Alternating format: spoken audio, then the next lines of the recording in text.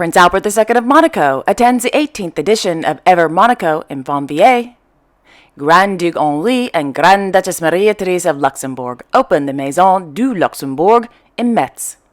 Hereditary Prince Alois of Liechtenstein presides over a medal presentation in Vaduz, and Crown Prince Frederick of Denmark gives a speech in Copenhagen.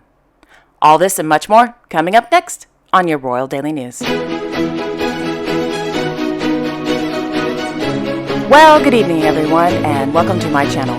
My name is Alexandra, and this is your Royal Daily News for May 12th, 2023. In Copenhagen, His Royal Highness Crown Prince Frederick of Denmark, as patron of Food Nation, attended the final day of the Agri-Food and Climate Circle held at the Crown Plaza, Copenhagen Towers yesterday afternoon. The two-day Agri-Food and Climate Circle conference seeks to unite, quote, international experts, companies, and colleagues in the agri-food industry who strive to reduce the climate footprint. Through panel debates and presentations from researchers and companies, the conference has focused on strengthening green initiatives such as sustainable agriculture, biotechnology, and consumer influence on the green transition, end quote. During the event, the Crown Prince gave a speech stating, quote, as patron of Food Nation, the Danish public-private partnership that promotes the Danish way of producing food, I am aware of the benefits of close collaboration across stakeholders. The agriculture and food industry are invaluable to our global society, as food obviously plays an existential part of our life. Thus, the industry has a fundamental role to play in the green transformation. It is an opportunity to innovate and create new production methods, develop new types of food products, and to transform the way we consume our food, as we heard just before with the example of plant-based proteins, end quote.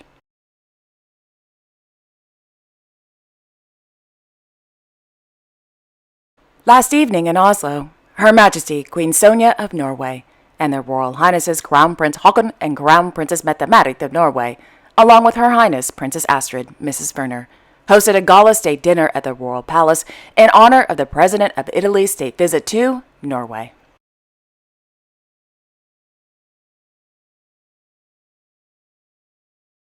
This morning, the Norwegian Royal Court issued another press release regarding His Majesty the King's health.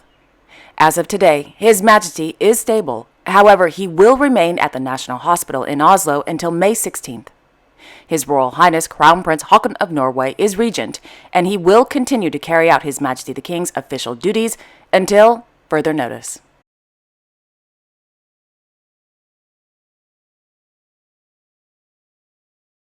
In Stockholm, Her Majesty Queen Silvia of Sweden presided over the presentation of the Queen Silvia Nursing Awards to nurses, assistant nurses, and students held at the Kungliga. According to the Swedish Royal Court, 9 individuals from around the world, including Brazil, the United States, Lithuania, Poland, Germany, Finland, and Sweden, received the award for their contribution and innovative ideas that, quote, promote care for the elderly and people with dementia, end quote.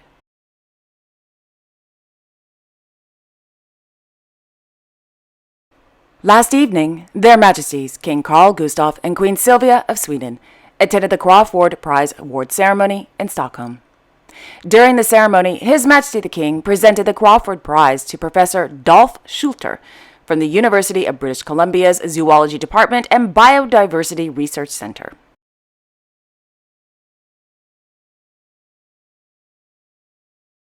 In Stockholm, Her Royal Highness Crown Princess Victoria of Sweden held an audience this morning with the chairman of the International Paralympic Committee, Andrew Parsons, at the Kungliga.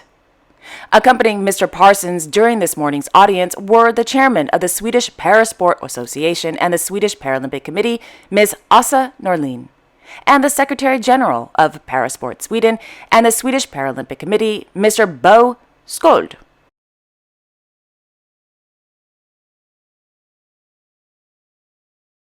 Yesterday morning, the Crown Princess attended the World Nature Foundation WWF's annual meeting held at the Ikosund Castle. After the meeting, the Crown Princess and the attendees hiked around a nature reserve and wetlands.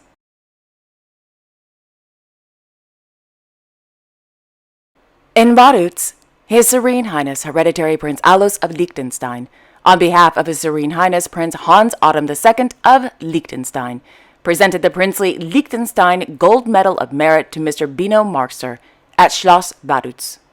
Mr. Marxer received the medal for his pioneering work as a leader and founder of the Big Band Liechtenstein for over 40 years. According to a press release via the Princely Court of Liechtenstein, it notes that Mr. Marxer, quote, with a lot of commitment and passion, had built up the band and made it one of the country's most important cultural figures. The Big Band Liechtenstein has completed numerous performances at home and abroad and has repeatedly proven their skills. Mr. Marxer has made an important contribution to Liechtenstein's identity with his work as a musician and culture bearer, and thus deserves this award. End quote. The Princely Liechtenstein Gold Medal of Merit, the highest distinction in the country, is awarded to individuals who have rendered outstanding service to the country of Liechtenstein and its culture.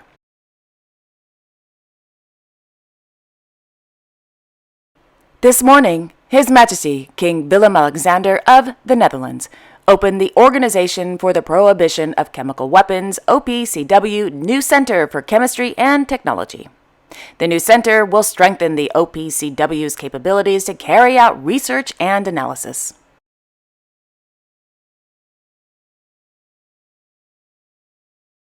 In Delft, Her Royal Highness Princess Beatrix of the Netherlands opened the 50th edition of the National Mill Days at the Mill de Roche. National Mill Days are organized by the Dutch Mill, an association that is also celebrating its 100th anniversary this year. According to RVD, the Dutch Mill is committed to the preservation of monumental wind and water mills in the Netherlands. During today's opening, Princess Beatrix was presented with a Jubilee book entitled From Tool to World Brand, 100 Years of Mill Preservation. The princess also viewed a photo exhibition at the Windmill de Roche.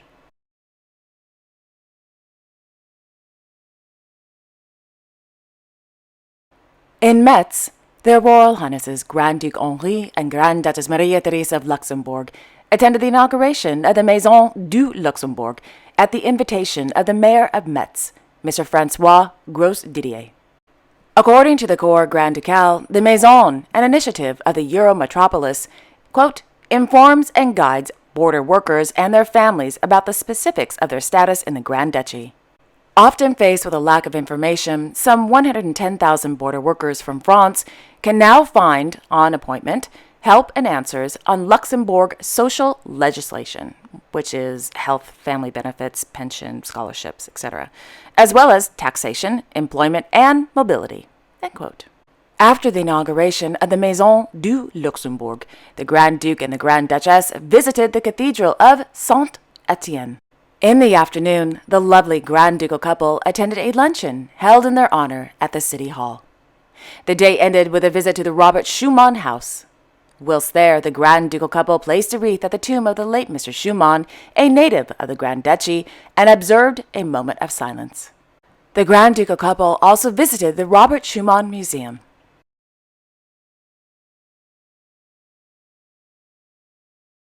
In Conturn, His Royal Highness Grand Duke Henri of Luxembourg, accompanied by the Prime Minister of Luxembourg, Mr. Xavier Bettel, attended the 100th anniversary celebrations of the concrete materials manufacturer, Conturn SA.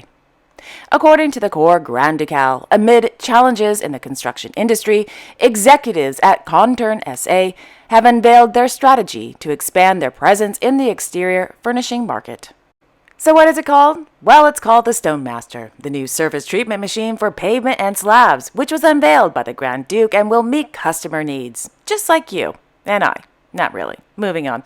During the celebrations, the Grand Duke and Minister Bettel and guests were given a tour of the new Conturn SA facility, where nearly 280,000 tons of concrete products are manufactured annually.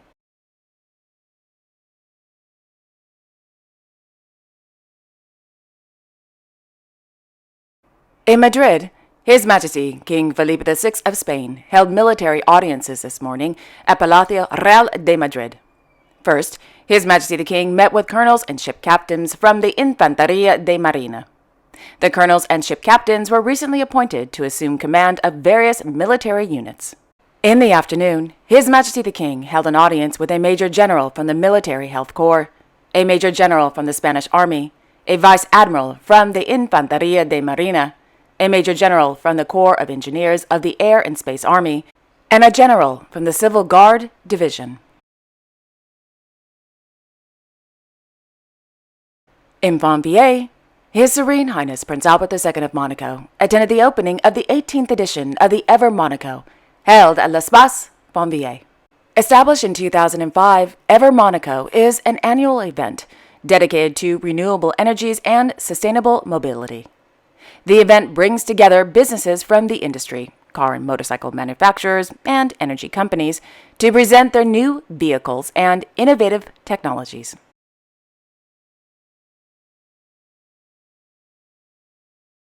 In Paris, His Highness Sheikh Mohammed bin Zayed Al Nahyan, the ruler of Abu Dhabi, met with the President of the French Republic, Emmanuel Macron, at the Palais de l'Élysée yesterday afternoon.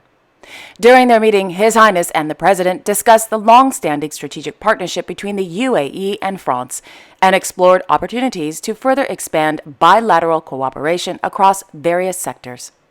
His Highness and the President affirmed their deep commitment to further strengthening the country's historic ties and discussed ways to enhance collaboration in priority areas, including culture, environment, climate change, space, and renewable energy. Discussions also focused on other fields central to both countries' sustainable development ambitions, including investment, the economy, food security, and advanced technology. Moreover, regional and international developments, with both sides stressing the importance of promoting peace, stability, and cooperation between the nations. His Highness and the President's meeting also covered the upcoming COP28 climate conference, which will be hosted by the United Arab Emirates later this year.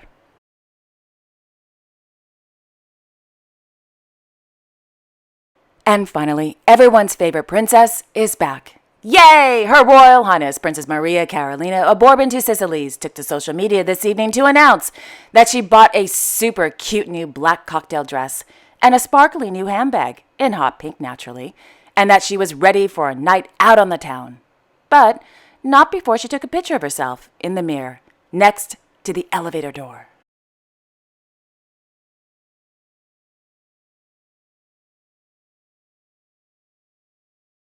And there you have it.